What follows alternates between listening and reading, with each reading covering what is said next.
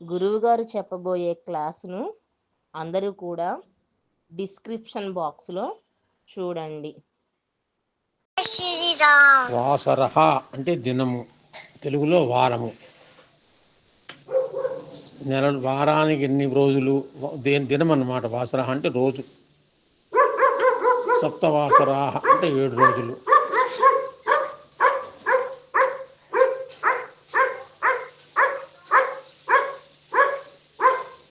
సప్తాహే సప్తవాసరాః అంటే వారంలో 7 రోజులు ఉన్నాయి. అద్య శుక్రవాసరః నేడు అంటే ఈరోజు శుక్రవారము. ఇప్పుడు పైన చెప్పుకున్నాం హ్యః అంటే నిన్న కదా. హ్యః కః వాసరః, హ్యః గురువాసరః నిన్న గురువారము. పరహ్యః కః వాసరః, పరహ్యః అంటే మొన్న, అయితే ప్రహ్యః అనొచ్చు. ఏం వారము? పరహ్యః బుధవాసరః.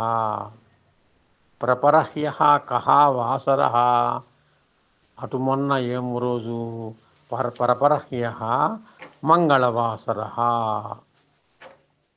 ప్రపరహ్యః మంగళవాసరః, పరహ్యః బుధవాసరః, హ్యః గురువాసరః, అద్య శుక్రవాసరః. ఇదొక.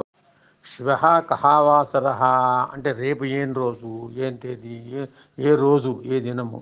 శ్వః శనివాసరః. పరశ్వః ఎల్లుండి.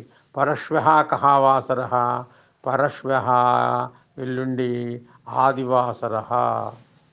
ప్రపరశ్వః కః వాసరః, ప్రపరశ్వః సోమవాసరః. ఇలాగ మనము అద్య, హ్యః, పరహ్యః, ప్రపరహ్యః అంటే అద్య నేడు, ఈరోజు, హ్యః నిన్న, పరహ్యః మొన్న, ప్రపరహ్యః అటు మొన్న. అద్య నేడు, శ్వః రేపు, పరశ్వః ఎల్లుండి, ప్రపరశ్వః అవతలనాడు. ఇలాగ మనము వారముల గురించి చెప్పుకోవాలి. అద్య కః దినాంకః ఈరోజు ఏమి తేదీ? అద్య త్రయోవింశతి దినాంకః ఇవాళ 23వ తేదీ. త్రయోవింశతి 23. శ్వః కః దినాంకః? శ్వః చతుర్వింశతి దినాంకః. చతుర్వింశతి. పరశ్వః కః దినాంకః? పరశ్వః పంచవింశతి దినాంకః. పంచవింశతి 25. ప్రపరశ్వః కః దినాంకః? ప్రపరశ్వః షడ్వింశతి దినాంకః. షడ్వింశతి దినాంకః. ఇది ఇలా చెప్తాం. హ్యః కః దినాంకః? హ్యః అంటే నిన్న, ఏ తేదీ? హ్యః ద్వావింశతి దినాంకః. ద్వావింశతి దినాంకః 22వ తేదీ. పరహ్యః కః దినాంకః? పరహ్యః ఏకవింశతి దినాంకః. ప్రపరహ్యః కః దినాంకః? ప్రపరహ్యః వింశతి దినాంకః. ప్రపరహ్యః వింశతి. వింశతి ఏకవింశతి, ద్వావింశతి, త్రయోవింశతి, చతుర్వింశతి, పంచవింశతి, షడ్వింశతి, సప్తవింశతి, అష్టావింశతి, నవవింశతి, లేకపోతే ఏక ఊనత్రింశత్ అంటే 1 తక్కువ 30. త్రింశతి 30. అలాగ మనం ఇక్కడ తేదీలు చెప్పుకోవాలి. అద్య వింశతి దినాంకః, హ్యః ఏకవింశతి దినాంకః అవుతుందా? కాదు. ఇలా ముందు అన్నమాట.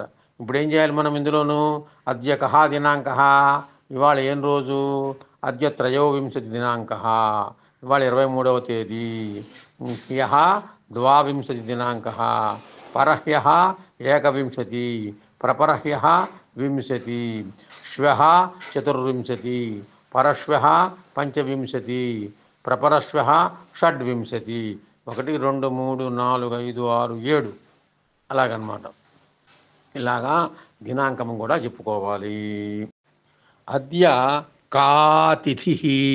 తిథి ఇవాళ తిథి ఏమిటి? తిథి స్త్రీలింగం, దినాంకః పుంలింగం కదా.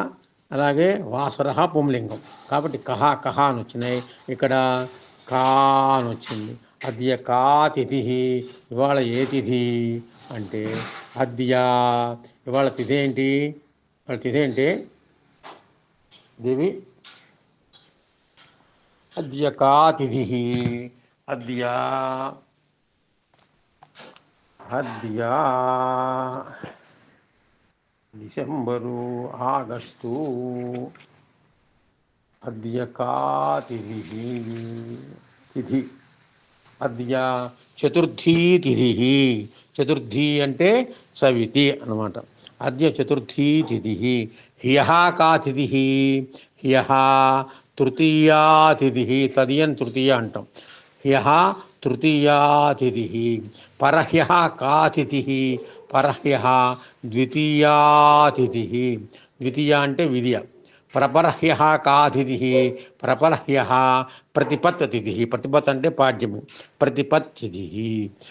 అద్య కా తిథి? అద్య చతుర్థీ తిథి. శ్వః కా తిథి? శ్వః పంచమీ తిథి. పరశ్వః కా తిథి? పరశ్వః షష్ఠీ తిథి.